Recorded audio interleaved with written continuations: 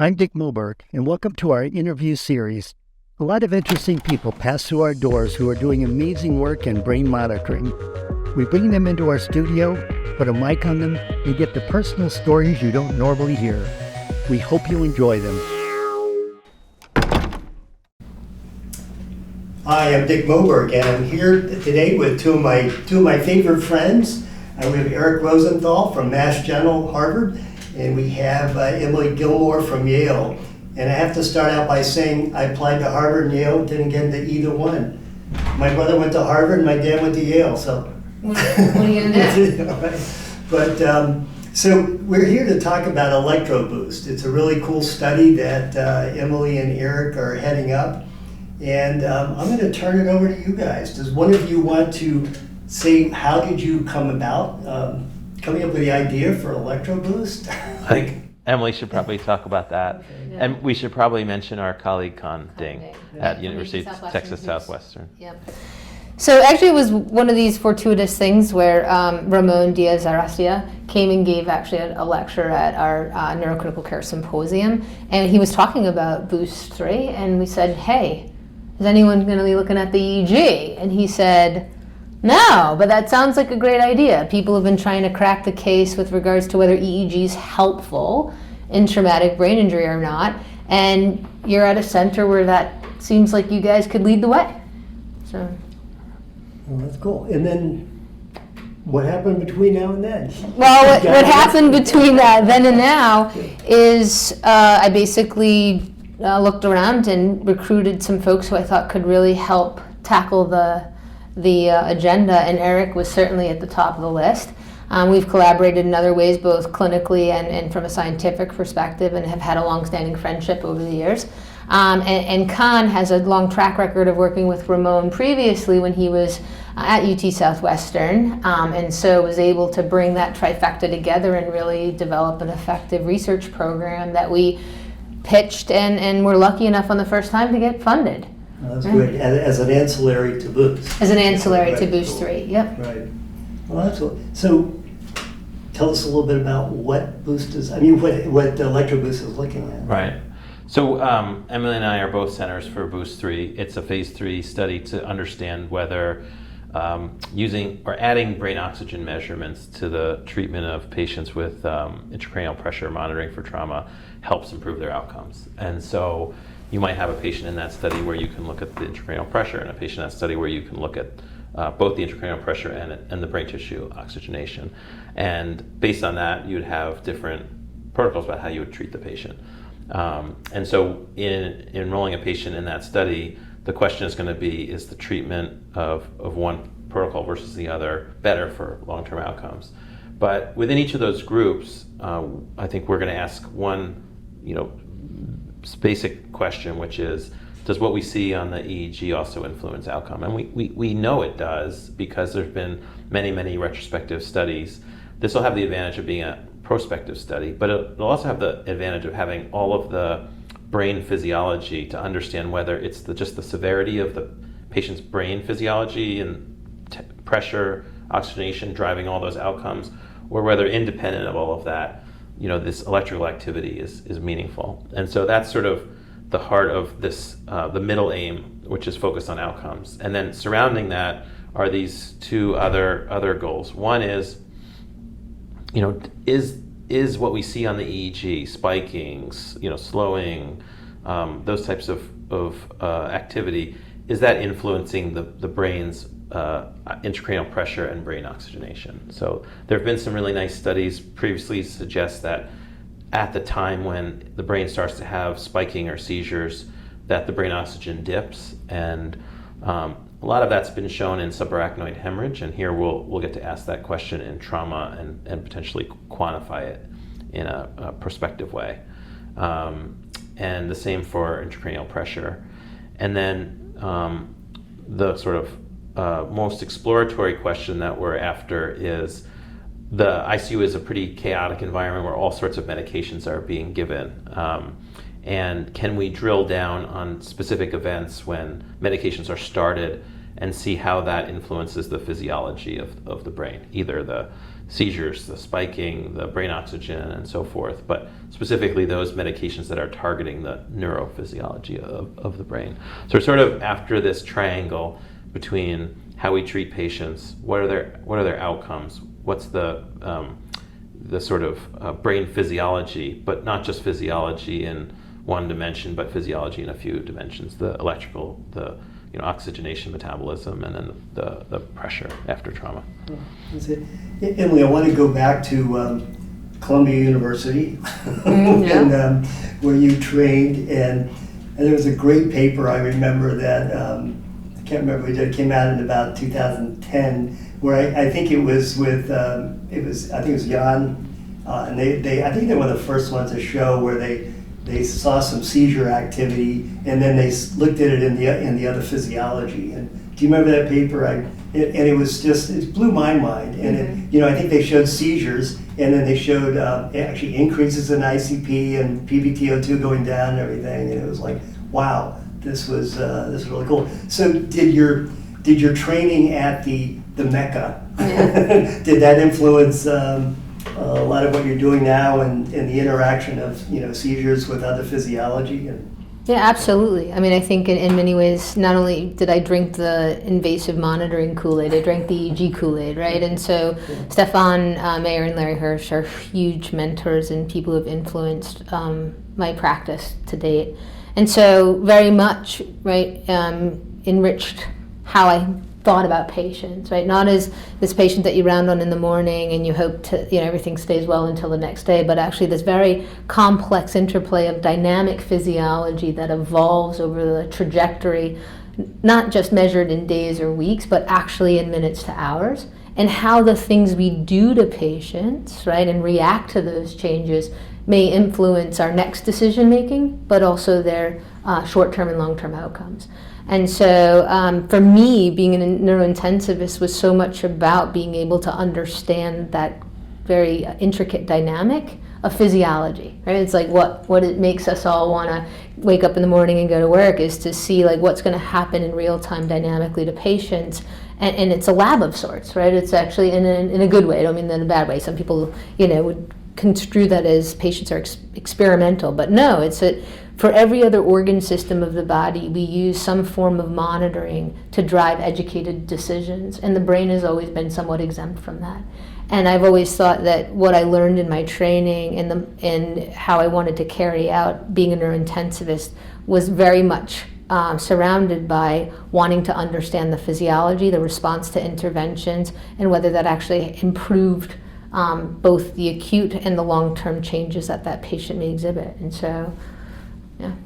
Yeah, and going back to what you said about patients sort of being experimental, or I don't want to call them rats in a cage, but that's probably a bad term to use. But I look at some of the work that's being done on concussion, and people have concussions or kids or whatever, and you don't have all that monitoring. You don't, and it, to me, it's still kind of a holy grail, concussion, compared to severe head injury, where you are doing a lot of the monitoring. So I think we know a lot less about concussion. I know that's getting off the topic of electro. No, but I think it brings up the point that we have lots of ways to monitor the brain, both invasively and non-invasively, and to really understand perhaps individualized targets for a particular patient. And we've been so entrenched in how we think about guidelines and data to drive decision making as being informed by large clinical trials or even expert opinions in which we look at these population-based thresholds, right? And actually, really where we need to move is an N of 1, which is that patient in front of you, and what's their physiology telling you about the intervention that's going to impact their acute physiology and brain health, and that burden of change over time impacting outcome. So let me ask both you, or maybe we start with you, Erica. Where do you think what do you hope to learn from ELECTRO-BOOST in terms of managing patients? I mean, I think you, to some degree, want to think like a family member. Whereas, if you're the family member of a patient and you're in the moment of crisis where your family member had a head injury, there's so much chaos and activity in the room. There's a lot of invasive procedures. There's medications being given, some of which could be harmful in the sense that they could be over-sedating and causing side effects, pneumonia, prolonged coma. You sort of want to know, is this going to help? I mean, it's pretty simple. And you also want to know that if you are undergoing brain tissue oxygenation monitoring and you've consented to this for your family member, and there's a brain pressure monitor, and we go through a study like Boost 3, and that oxygen-based treatment is helpful, you want to know, well, what else can we do?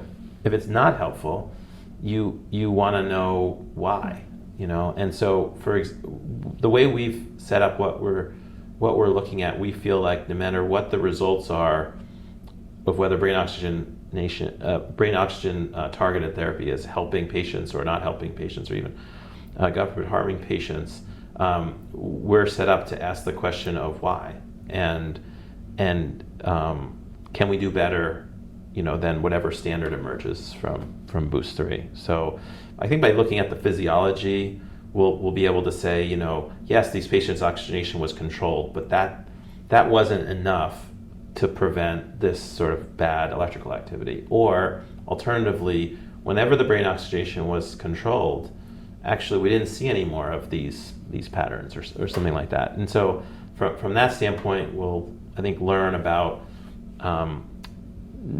the patients not just as sort of one parameter at a time, where like, let's look at the pressure and let's look at the electrical activity, but as a sort of an ecosystem of the of brain metabolism. And so I guess for me, we want to know at the end of this study whether there's like more miles to go in terms of how to treat patients, or alternatively whether we should be simplifying what we do. Yeah. Do you want to add to that? No, I think that's great. Well, I want to have each of you touch on what goes into getting a trial like this going. I know it's a lot of work, and what are some of the things that you've had to go through, and what were some of the I guess the more difficult things to do in a trial? Yeah, I think it's hard. Neither of us have implemented a clinical trial before, and so it's kind of one of those things. Until you do it, you just don't know. And I think, like anything, right? Underestimating the time it's going to take to do each of the pieces that you need to do, and how some of those can happen in tandem, and some can actually need to happen serially, right? And so I think because of our relationships with many of our colleagues in the field, we were able to quickly amass a group of centers within the ELECTRO-BOOST centers that we knew would be high volume EEG centers, and be able to provide hopefully high fidelity data because of those relationships. And we got really geared up to go, with letters of support, and soon after the grant got funded. But we've been kind of waterlogged by many of the other tasks it takes to actually get the study up and running. Although it's been challenging, right, to work with multiple different sites, because we have the data coordinating center, the clinical coordinating center, right, and then all of the sites involved in the study. We've been very fortunate to have that infrastructure to help guide us. But getting contracts in place and getting all of the sites up and running and making sure they have all the information and education they need to feel comfortable not only to collect the data and get good data, but also fill out all of the forms, right? And so I think just anticipate, I guess we didn't anticipate, in my mind, I didn't anticipate how much effort it was going to take, for instance, to create the CRFs, get them into WebDCU, right? Get all of the approval processes. And everyone's been super helpful and great, but it's just a time-consuming process, right? And so we're really looking forward to having almost all of our sites up and running very soon. We have 5 that are actively enrolling currently, and so we're hoping that in the next month or two these other sites will come on board, and we'll actually be able to increase our enrollment more rapidly, because we're entering now year 3 of the study. So And how many years does it go? 5 years. 5 years. Yeah. Okay, cool. So you have You're entering 3. This is year 3, just started. Okay, Well, so you have 3 more years. yeah. And just some details, how many subjects? So we're hoping to enroll 200 subjects. So remember, Boost is enrolling about 1,200, right? And we're hoping to capitalize on about 20 to 30% of those who get continuous EEG monitoring. Not all sites in Boost actually monitor their TBI patients with EEG. Some or use continuous EEG, I should say. So we worked very closely with Moberg, right, who had done a lot of screening prior to the study initiation to really know who had the resources and infrastructure to support ELECTRO-BOOST, and they were pivotal in helping us determine that. And so we've been able to then build upon that knowledge to capture these high fidelity sites. So 200 patients across 14 to 15 sites of the 45 Boost 3 sites. Yeah. Do you have anything to add on the challenges you saw?